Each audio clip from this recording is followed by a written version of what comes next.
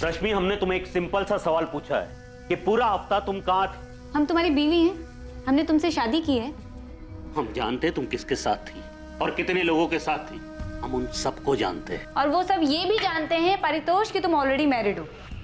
और ये सब कुछ हमने तुम्हें इसलिए नहीं दिया कि तुम हमें धोखा दे सको। हम किसी की जागीर नहीं है परितोष, और ना ही हमने तुमसे शादी का वादा किया है। अभी जो भी गया यहाँ से बंद हो। अच्छा, तो तुम हमारी जासूसी भी करने लगे? ये रश्मि, हमारे घर में रह के हमारे साथ ही निकलो यहाँ से, गेट आउट। शायद तुम भूल रहे हो परितोष, ये घर हमारे नाम पर। तुमसे हमारे नाम करोगी वरना क्या एक्सपोज कर दोगे हमें? अभी के अभी इस घर से निकल जाओ और मेरी जिंदगी से भी get out from my life. Calm down Paritosh, सिर्फ 2 करोड़ रुपए, उसके बाद हम तुम्हारी जिंदगी में कभी नहीं आएंगे, प्रॉमिस। तुमने हमारा यूज किया रश्मि, लेकिन हम यूज एंड थ्रो करने वाली चीज नहीं है, समझे? अगर हम तुम्हें बना सकते हैं ना तो तुम्हें पूरी तरह बर्बाद भी कर सकते हैं हम।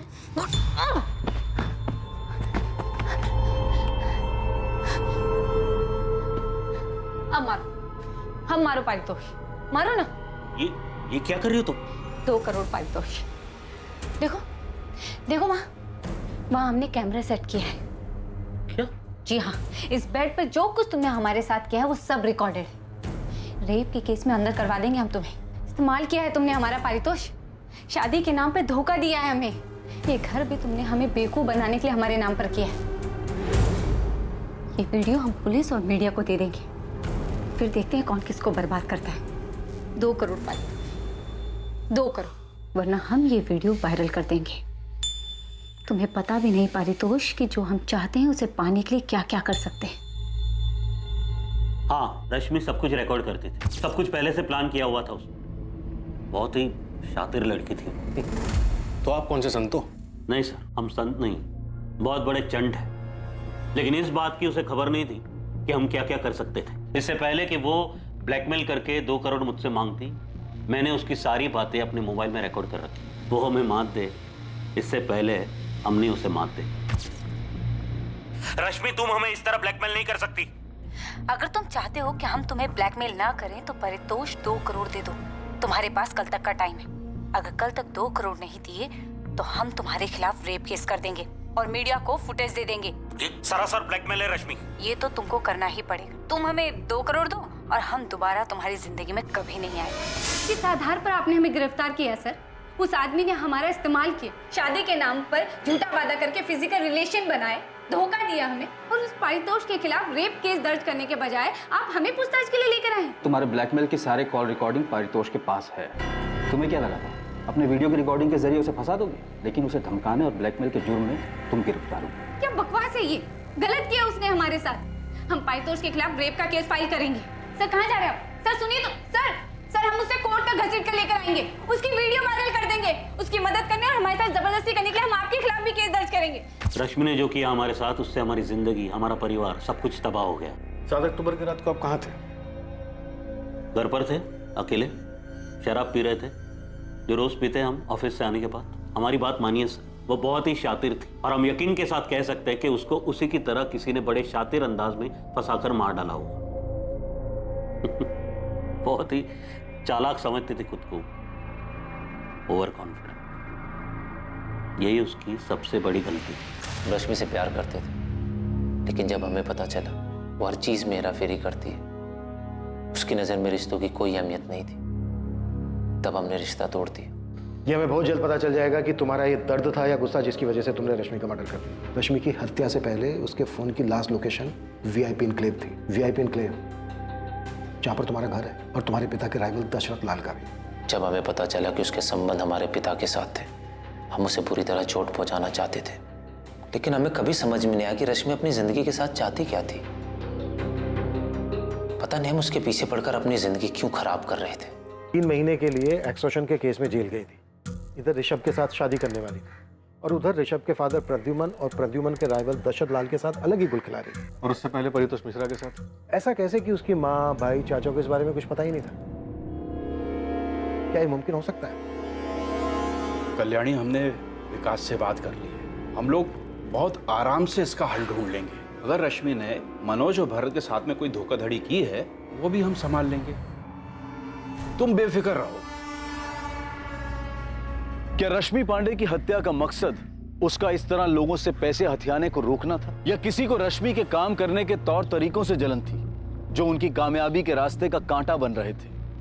रश्मि एक खतरनाक खेल खेल रही थी। आखिर वो कौन था जिसके रास्ते की रुकावट बन गई थी रश्मि? हम इस बात से इनकार नहीं करेंगे कि रश्मि हमें परेशान कर रही थी, और हमने ये बात कभी छुपाई भी नहीं। वीरेंद्र सर से कई बार हमने इस बारे में बात की। मैम, हम ये भी जानते हैं कि रश्मि ब्लैकमेलिंग के केस में एक बार अंदर जा चुकी है, और हमें इस बात पे पूरा भरोसा है कि रश्मि अपनी बॉडी का इस्तेमाल करती थी और क्लाइंट से इन्वेस्टमेंट लाती थी, सारे बड़े बड़े क्लाइंट्स। लेकिन वो क्लाइंट्स रश्मि के लिए सिर्फ क्लाइंट्स नहीं थे, वो कुछ और भी थे। पायल, हमने तुम्हारे ऑफिस कलीग ध्रुव से बात की क्योंकि हमने ये कहा था कि रश्मि की लाश पानी के ऊपर आ गई, वरना मिसिंग ही रह जाती। अगर आपको लगता है कि ऐसा कहने से हम रश्मि के मर्डर में इन्वॉल्व है या हमने उसका मर्डर करवाया है, तो माफ कीजिए। हमने ये बात सिर्फ इसलिए की क्योंकि ये बात साफ है, जो भी रश्मि का हत्यारा था उसने बॉडी के साथ पत्थर इसलिए बांधा था क्योंकि वो नहीं चाहता था कि लाश पानी के ऊपर आ जाए। तो फिर रश्मि का मर्डर किसने किया पायल? मैम, हमने आपसे पहले भी कहा था, हम मानते हैं हम रश्मि को पसंद नहीं करते थे, जलते थे उससे, लेकिन इसका ये मतलब नहीं कि हम इस हद तक गिर जाए कि उसका मर्डर ही करवा दें। लेकिन रश्मि मर्डर करने के बारे में सोच सकती थी, उसकी ऐसी हरकतों की वजह से उसका मर्डर हुआ होगा। कर्मा मैम, कर्मा। जावेद, कुछ हाथ लगा? एक बाबा है, अपने आप को काली बाबा बोलता है। उसके पास जाती थी क्या रश्मि पांडे? हाँ, मैंने ज़्यादा पूछताछ की नहीं, क्योंकि उसको भनक लग जाती तो वो भाग जाता। कहाँ मिलेगा ये काली बाबा गोविंद? स्टेशन के पास वाले मार्केट एरिया मैडम, वहीं बैठा है। एड्रेस भेज रहा हूँ, अभी भी वहीं मिलेगा ये बाबा। जो बात थी हम साफ साफ बता रहे हैं। हाँ, हमारे और रश्मि के बीच में शारीरिक संबंध है, जिसको रिकॉर्ड करके वो आपको ब्लैकमेल करने लगी। कौन सा ब्लैकमेल? ब्लैकमेल उसे किया जाता है जो कुछ देने से इनकार करता है इंस्पेक्टर। वैसे हमको पहले से पता था कि वो लड़की रिकॉर्डिंग करती है। तो आपको लॉकर के बारे में भी पता होगा? नहीं, हमको किसी लॉकर के बारे में कुछ पता नहीं था, लेकिन उस लड़की ने पारितोष मिश्रा के साथ जो किया वो भी हमको पता था। अब आप खुद सोचिए कि इतना सब जानने के बाद भी बिना बैकग्राउंड चेक किए हम उसके पास जाते। बैकग्राउंड चेक करने के बाद भी आपने उसको अपने साथ बेडरूम में वीडियो बनाने दिया? प्रद्युमन जी, चुपचाप आप रश्मि पांडे को पैसे देते रहे और बदले में आपने उससे वीडियो रिकॉर्डिंग की मांग नहीं की। मांग इसलिए नहीं की क्योंकि हम जानते थे कि वो इसका हमारे खिलाफ इस्तेमाल नहीं करेगी। क्यों?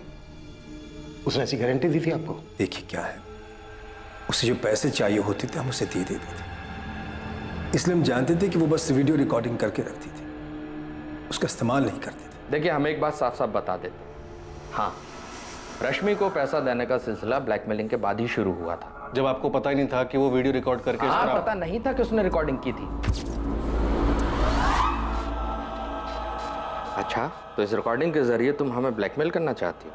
नहीं, तो रिकॉर्डिंग क्यों करी और किसके कहने पर करी? खुद की मर्जी से। इरादा क्या है तुम्हारा? जो कुछ हमें चाहिए उसको पाना चाहते हैं दशरथ जी। क्या पाना चाहती हो?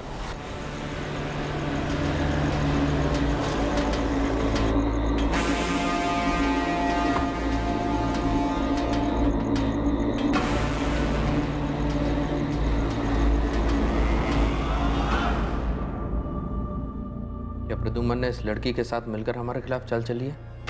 हमें एक दिन भी नहीं लगा ये पता करने में कि प्रद्युमन ही है जो रश्मि को हमारे खिलाफ इस्तेमाल कर रहा है, और वो आप दोनों के लिए सरदर्द बन गई, राइट? बेवकूफ़ है हमारा बेटा। उस लड़की के बारे में कुछ जाने बगैर ही उसने उसे डायमंड रिंग दे दी, पर हमें रश्मि के बारे में पता करने में ज़रा सा भी वक्त नहीं लगा। वो किस तरह की लड़की है, उसका पास क्या है। हम उसके पास सिर्फ इसलिए गए थे ताकि जान सके कि उसका इरादा क्या है। और उसने बस ऐसे ही आपकी वीडियो बना ली। तुम मेरे बेटे के पीछे क्यों पड़ी हो? जाहिर है उसे शादी तो करना चाहती नहीं। तो और क्या हो सकता है सर? क्या ऋषभ को पता है कि तुम एक्सटॉर्शन के केस में कई महीने जेल में बिता चुके हो? अब ये बात तुम ऋषभ को बताओगी या हमें बताना पड़ेगा? तो आप यही चाहते हैं ना कि हम आपके बेटे को छोड़ दें? स्मार्ट हो रश्मि, और जल्दी समझ गए। बिल्कुल सही कहा आपने। ऋषभ हमसे प्यार करता है, लेकिन हम ऋषभ से शादी करना चाहते हैं। यहाँ बिल्कुल गलत है।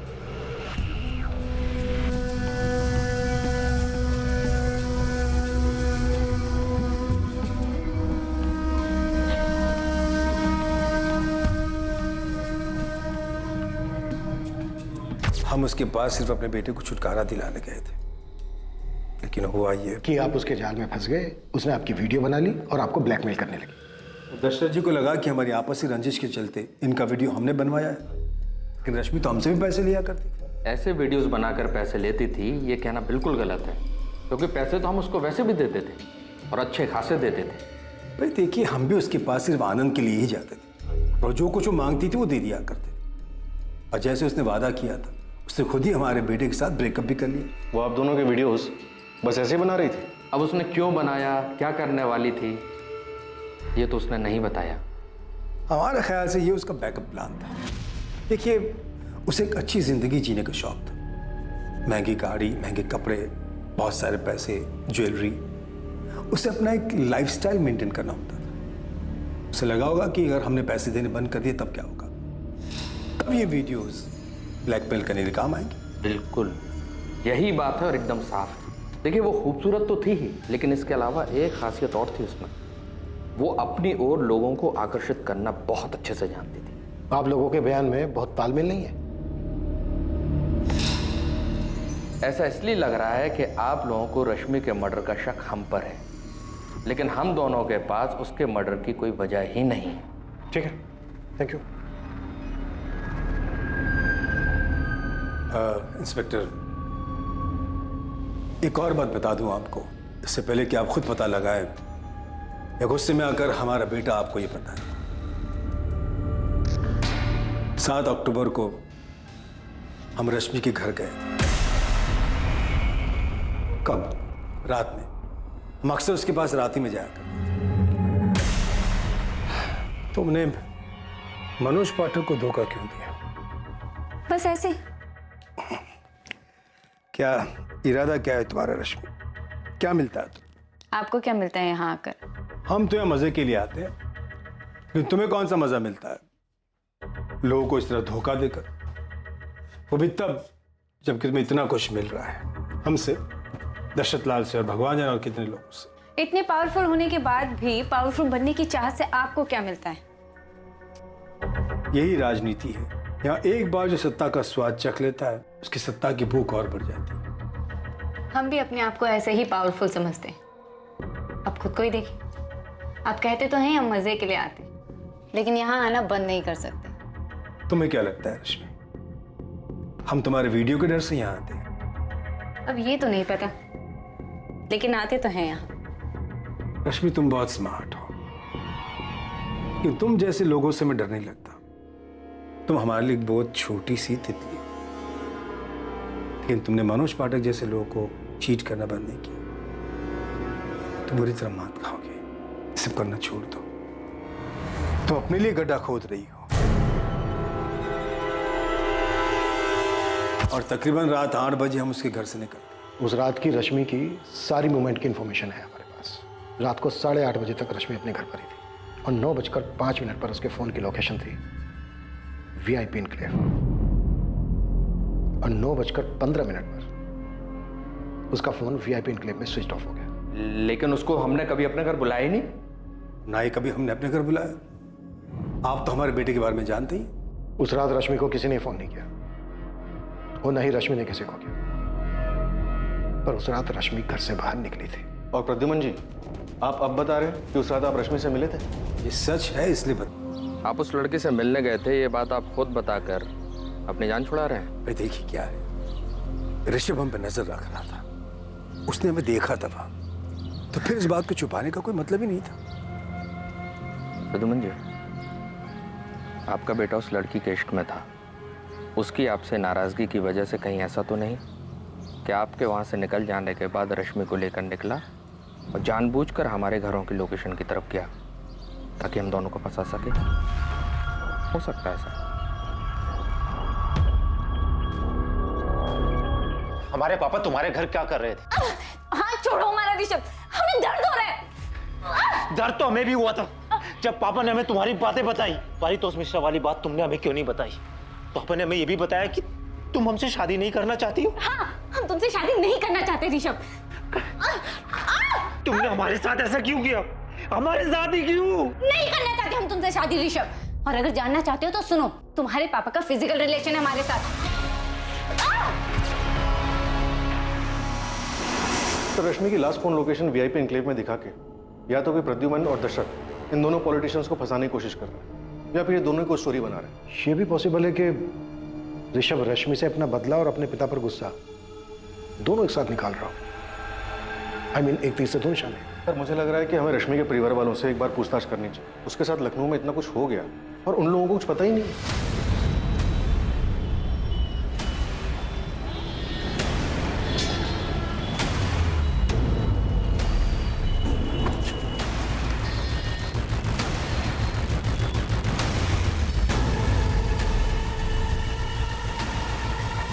जी, हमें ही लोग काली बाबा के नाम से जानते हैं। ये रश्मि पांडे आपकी भक्त थी? जी, बहुत ही समर्पित भक्त। रश्मि के जीने का तरीका, उसके पैसे कमाने की चाहत, फिर चाहे वो किसी भी तरीके से, ये सब जाके हमें अब पता चल रहा है। आप लोगों ने तो हमें कुछ नहीं बताया और हमें अब जाके पता चल रहा है कि वो किसी बाबा के पास भी जाती थी और उस बाबा ने हमें बताया कि वो वशीकरण सीखना चाहती थी, बहुत सारा पैसा, बहुत सारा पावर हासिल करना चाहती थी। कल्याणी जी आपने और विकास तुम, आप दोनों हमेशा यही कहते रहे कि आप लोगों को कुछ नहीं पता कि वो क्या कर रही थी, क्या चाहती थी। रश्मि कहाँ हमसे कभी कुछ ठीक से बताती। आप दोनों में से उससे किसी ने नहीं पूछा ये पैसा, ये गाड़ी उसके पास कहाँ से आ रहा है, क्या कर रही है वो? रश्मि दीदी पूछने पे भी कहाँ जवाब देती थी। तुम्हारे किराने की दुकान सही चल रही है ना? हाँ। तो उस पे ध्यान दो। गाड़ी कहाँ से आई ये जानकर तू क्या करेगा? रश्मि बेटा वो माँ, अरे आपको पैसे चाहिए होते तो मांग लो, लेकिन कहाँ से आई कैसे आई ये जानकर क्या करोगी? अरे काम करते हैं हम। और चाचा जी कुछ बोले तो उनको कहना पहले अपना घर संभालें। अभी चाचा जी ने पूछा क्या तुमसे? तू ना चाचा जी का राग अपना बंद कर। तुझे दुकान चाचा जी ने दिलाई है हमने? आती थी यहाँ कई बार, लेकिन जब भी कुछ पूछो कभी कोई जवाब ही नहीं देती थी। जो आप कह रहे हैं उन सारी चीज़ों का हमें अभी पता चल रहा है। हाँ, जब से वो यहाँ से गई है उसके रहन सहन में बदलाव आया था वो तो हम देख रहे थे। हमें बहुत डर भी लग रहा था, मन में काफ़ी सवाल भी उठ रहे थे, लेकिन सवाल का जवाब ना मिले तो क्या करें हम? रश्मि दीदी के जेल जाने के बाद हमने और माँ ने दोनों ने कोर्ट कचहरी के चक्कर लगाकर उन्हें जेल से छुड़वाया था। ये रश्मि के जेल जाने वाली बात है, ये भी आप लोगों ने हमें नहीं बताई? वो बात इसलिए छिपाई क्योंकि वो हम सब के लिए शर्म की बात थी। जब रश्मि यहाँ हमारे साथ रहती थी, जब उसके पापा इस दुनिया में थे, तब सब कुछ ठीक था। जैसे वो शहर गई बहुत बदल गई। उन्हें इतना गुरूर क्यों था और वो इतने पैसे और पावर का क्या करना चाहती थी ये हमें नहीं पता साहब। रश्मि पांडे ने जिस बाबा की मदद ली थी उस बाबा से पुलिस द्वारा की गई पूछताछ से कुछ हैरान कर देने वाले तथ्य सामने आने वाले थे। हर वो चीज जो रश्मि हासिल करना चाहती थी वो रश्मि की तरह ही रहस्यमयी होती जा रही थी। ये भी एक रहस्य था कि उसकी हत्या कैसे हुई और किसने की उसकी हत्या। रश्मि को वो पावर्स किस लिए चाहिए थे? लोगों को अपने वश में करने के लिए। किन लोगों को वो अपने वश में करना चाहती थी? वो पॉलिटिशियन दशरथ लाल या प्रद्युमन चौधरी। रश्मि क्या चाहती थी इन दोनों से? Political power? हमें इसकी कोई जानकारी नहीं। ओह काली बाबा, इस लड़की का मर्डर हुआ है और हमें पता चला है कि ये काला जादू करती थी, और अभी आपने बताया कि वशीकरण सीखना चाहती थी, तो सीधे सीधे बताइए ना, वशीकरण किस लिए सीखना चाहती थी? चाहती क्या थी ये लड़की? किसको वश में करना चाहती थी? अरे हम थोड़ी पूछते हैं हर किसी से कि तुम किस पे हावी होना चाहते हो। वो आई थी सीखने के लिए कि दूसरों को अपने वश में कैसे किया जाता है। वो कई महीनों तक इस विद्या को सीखने के लिए आई और हमने उसे सिखाया भी। वो बताती थी कि हमने उसे जैसा ध्यान करने सिखाया था वो नियमित रूप से वैसा ही ध्यान करती थी। जिस तांबे के सिक्के के बारे में आप बात कर रहे थे वो सिक्का आपको रश्मि के पास मिला?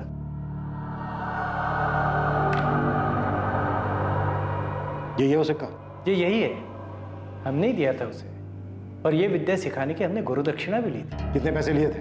3 लाख। तो लोगों को अपने वश में करने के लिए, वशीकरण के इस ढोंग को सीखने के लिए रश्मि ने आपको 3 लाख रुपए दिए। इसे ढोंग मत कहिए, आपकी नज़र में ढोंग होगा पर शक्तियाँ होती है।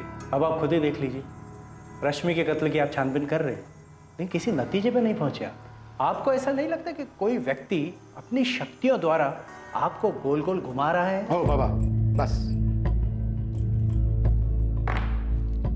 और ये मेंढक भी इसी नौटंकी का सामान था? आप गलत कह रहे हैं। बाबा मैं जितना पूछ रहा हूं ना सिर्फ उतना जवाब दो।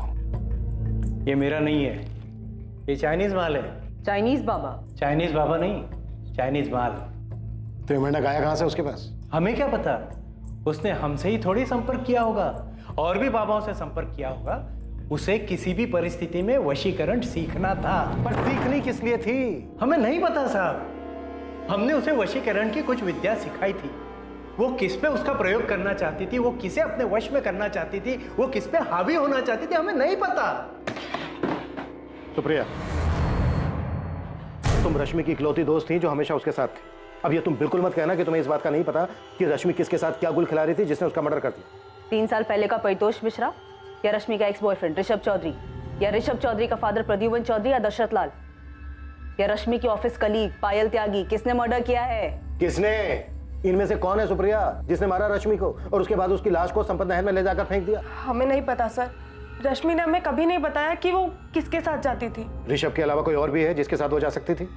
देखो सुप्रिया, तुम पहले दिन से हमसे कुछ ना कुछ छुपा रही। तुमने पहले भी हमें ऋषभ के बारे में नहीं बताया। किसका डर है तुम्हें? बोलो। क्या ऋषभ अपने फादर को फंसाने के लिए ऐसा कर सकता है? क्योंकि रश्मि के फोन की लास्ट लोकेशन वीआईपी इनक्लेव है, वीआईपी इनक्लेव, जहाँ ऋषभ का घर है। सर ऋषभ रश्मि का मर्डर नहीं कर सकता, इतना तो मैं जानती हूँ। सर वो उससे बहुत प्यार करता था। हाँ, वो रश्मि से दुखी था क्योंकि उसने उसे धोखा दिया था, लेकिन सर वो इस बात से भी दुखी था कि उसके पापा ने। सर ऋषभ रश्मि का मर्डर नहीं कर सकता। तो फिर किसने मारा है रश्मि को? सर, रश्मि के माँ, भाई और चाचा सबसे बात की, सबके बीच में लगता सांठ-गांठ हो रखी, सब एक ही राग अलाप रहे, किसी को रश्मि के बारे में कुछ नहीं पता। सुप्रिया, रश्मि अपने परिवार वालों का जिक्र करती थी तुमसे? हाँ सर, कभी कभी जिक्र करती थी जब वो बालापुर जाती थी अपने माँ और भाई से मिलने। और अपने चाचा के बारे में? नहीं, चाचा के बारे में मैं कुछ नहीं जानती। इन चारों में से किसी के भी फोन की लोकेशन रश्मि के घर के आसपास या फिर संपत नहर का नहीं दिखा रहा है। प्रद्युमन चौधरी? प्रद्युमन चौधरी के फोन की लोकेशन तो रश्मि के घर का ही दिखा रहा है, पर उसने तो खुद ही बोला था कि उस रात वो रश्मि के घर पे ही था। कहीं इस प्रद्युमन ने तो रश्मि को नहीं मारा और हमें घुमा रहा है। तो कैमरा रिकॉर्डर घर से गायब, इसके पीछे प्रद्युमन चौधरी ही लग रहा है। पहले उसने रश्मि को मारा होगा, फिर गाड़ी में ले जाके संपत नहर में फेंक दिया होगा और किसी और से अपना फोन वापस घर भेज दियो। प्रद्युमन चौधरी का पर्सनल गार्ड है अफजल शेख, उसको उठा के पूछें। मारा उसी ने है जिसे पता था कि रश्मि के बेडरूम में कैमरा लगा है, और वो ये भी कौन होंगे? सर, रश्मि का पहला शिकार परितोष मिश्रा, जिसने उसे घर खरीद के दिया था, उसे पता था कि बेडरूम में कैमरा लगा होगा। देखो माँ, वहाँ हमने कैमरा सेट किया है। प्रद्युमन चौधरी और दशरथ लाल को भी पता था कि रश्मि के बेडरूम में कैमरास लगे हुए, और उन्हें यह भी पता था कि रश्मि उनकी रिकॉर्डिंग रखती थी। और सर, रश्मि का एक्स बॉयफ्रेंड ऋषभ, उसे भी पता था कि रश्मि उसके पिता के साथ क्या कर रही थी। इससे ये पता चल रहा है कि अगर इनमें से किसी ने किया होता तो वो डीवीआर के साथ साथ कैमरास भी निकाल के ले जाता। वो हमारे लिए कोई ऐसा सुराग, डिवाइस या लॉकर नहीं छोड़ता जिसमें हमें पेन ड्राइव जैसा सबूत मिलता, क्योंकि ये सब जानते थे कि रश्मि रिकॉर्डिंग करती थी और इस रिकॉर्डिंग की वजह से वो इन लोगों को ब्लैकमेल भी कर रही थी। तो वो रश्मि की ऑफिस कलीग पायल त्यागी, पायल रश्मि से नफरत करती थी, तो फिर रश्मि पायल को अपने घर के अंदर क्यों आने देगी? और सर, रश्मि को मार के सुप्रिया को क्या मिलेगा? बिल्कुल ठीक। तो रश्मि के बनने से किसको फायदा होगा? ये कोई ना कोई रश्मि के परिवार वाला ही है, और अब तक हम दूर के लोगों के बारे में सोच रहे हैं। केस की जिस तरफ पड़ताल कर रही टीम का ध्यान नहीं गया था, अब वहीं से एक बहुत अहम सुराग मिला था, और इस जानकारी से रश्मि पांडे की हत्या के राज का पर्दाफाश हो गया था। हाँ गोविंद, बालापुर से कोई खबर? सब डायरेक्ट नहीं पूछा, लेकिन रश्मि के भाई विकास का किराना स्टोर है, इसमें उसका पार्टनर है सोनू कश्यप, उससे बात किया मैंने। सोनू ने हमें बहुत ज़रूरी खबर दी है जो विकास ने हमें कभी नहीं बताया। क्या इन्फॉर्मेशन है? भोलाराम पांडे, विकास और रश्मि का चाचा, वो दोषी हो सकता है।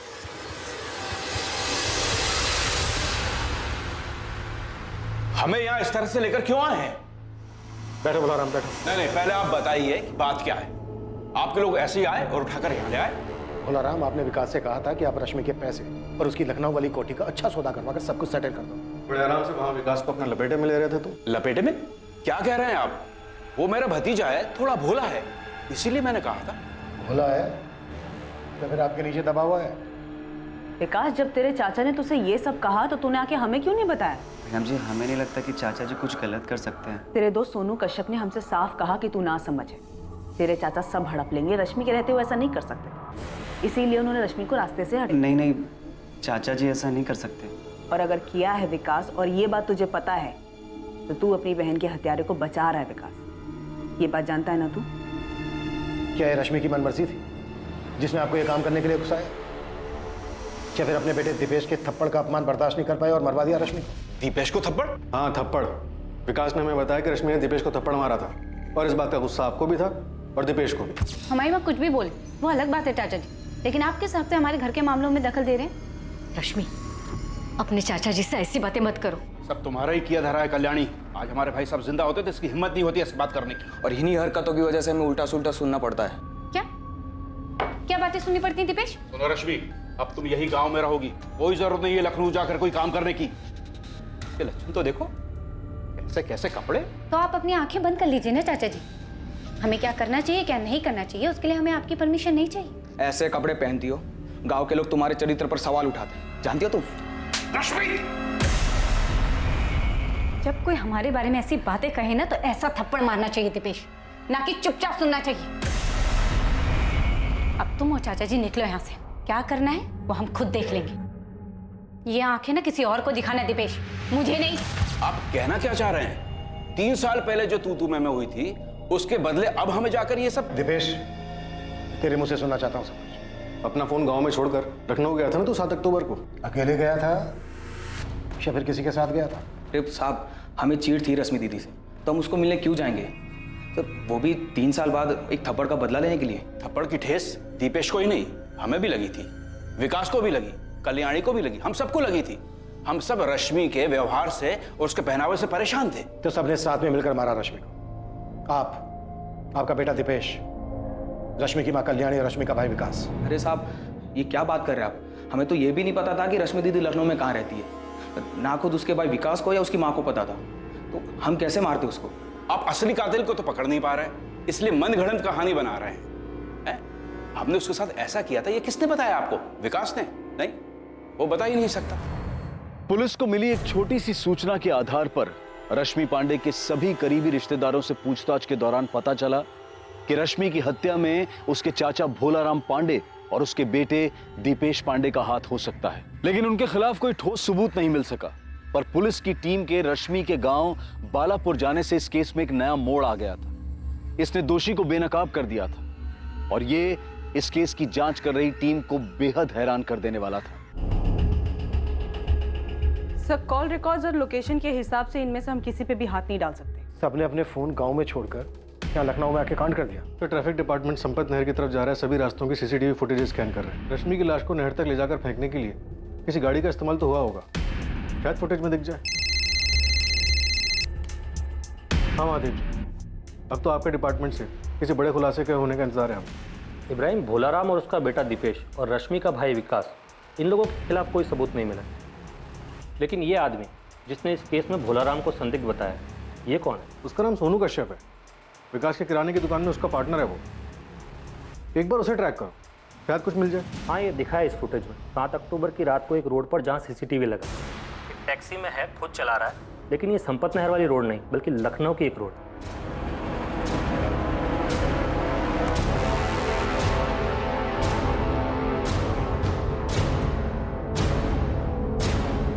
ये तो सोनू ही है और उसने हमें बताया था कि भोलाराम ही दोषी है।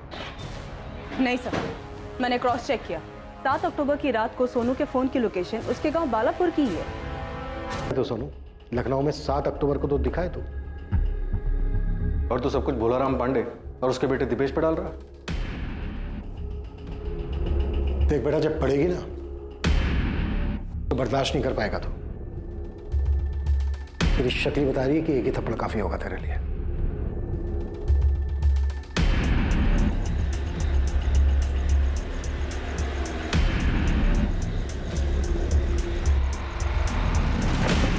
अभी रुक, अभी नहीं, थोड़ी देर इंतजार करना पड़ेगा। दीदी से मिलने कोई गया है।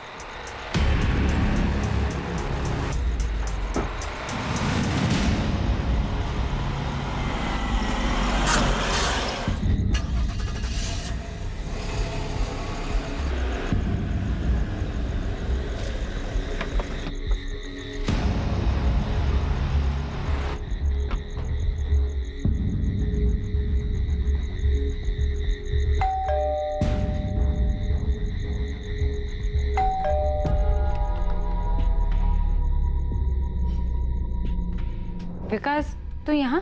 वो कुछ काम था दीदी। कैसा काम? वो कुछ पैसे चाहिए थे।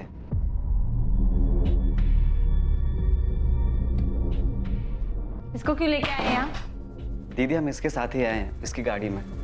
एक बात बता, आज जब दोपहर में हम बालापुर आए थे तो माँ ने तो ऐसा कुछ नहीं कहा कि उन्हें पैसे चाहिए। दीदी वो हमको चाहिए दुकान के लिए। तुमसे अगर दुकान संभाली नहीं जाती तो उसको बंद करके घर में बैठ जाना, कदे नुकसान कम ही होगा। सुन, 5,000 नहीं दे सकती। ये ले, 2,000 रख ले, इतने ही बहुत है। तू जो चाहे वो करेगी, बिना बताए घर बेचेगी, दूसरों को ठग के पैसे लूटेगी, और हमें 5,000 रुपए चाहिए तो सिर्फ 2,000 रुपए देगी। पैसे रखने तो रख, वरना निकल यहाँ से। वैसे तेरी औकात इतने की भी नहीं, फिर भी दे रहे हैं ना। अरे विकास!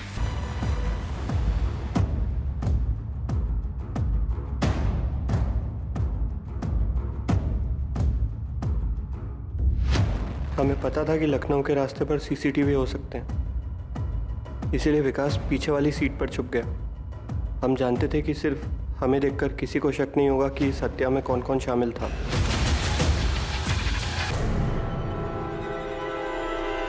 रश्मि पांडे के छोटे भाई विकास पांडे का नाम इस हत्याकांड में सामने आया था, लेकिन और भी चौंका देने वाली सच्चाई सामने आने वाली थी।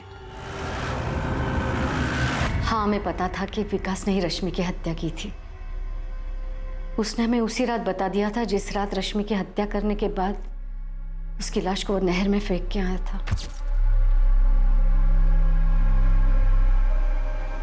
तुमने ठीक किया बेटा, वो उसी लायक थी।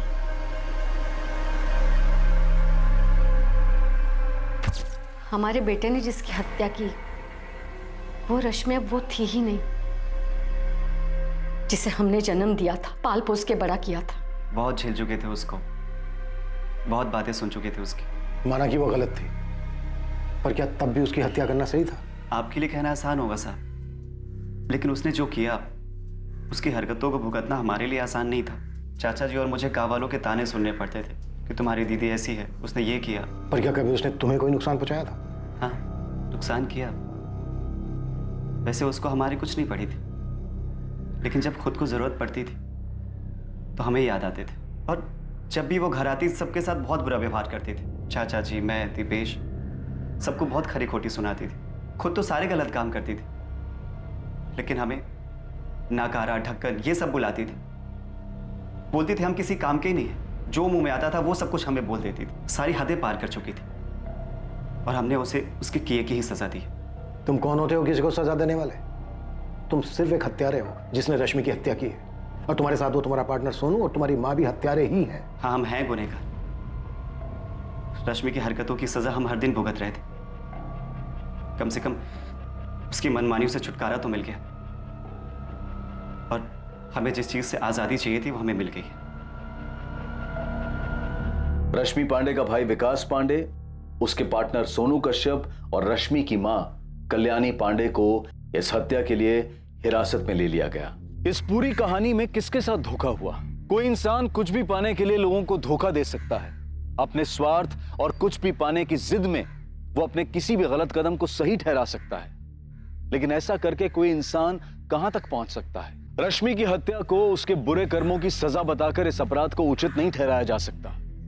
यह अपराध ही है। झूठ और फरेब इंसान को एक बहुत ही खतरनाक रास्ते पर ले जाता है, जहां वो सिर्फ अपने बारे में सोचता है और दूसरों के साथ वो कितना गलत करता है इस बात का उसे कोई फर्क नहीं पड़ता। लालच और स्वार्थ इंसान के देखने और समझने की क्षमता को खत्म कर देते हैं, जिसकी वजह से वो सही और गलत में फर्क नहीं कर पाता, और ये उसके लिए घातक साबित होता है। अब मैं अनूप सोनी आपसे विदा लेता हूं। अगले एपिसोड में रात 10:30 बजे आपसे फिर मुलाकात होगी एक और नए केस के साथ। और याद रखें, क्राइम और आपके बीच में सिर्फ इतना फर्क है कि आप कितने सतर्क हैं। सतर्क रहें, सुरक्षित रहें।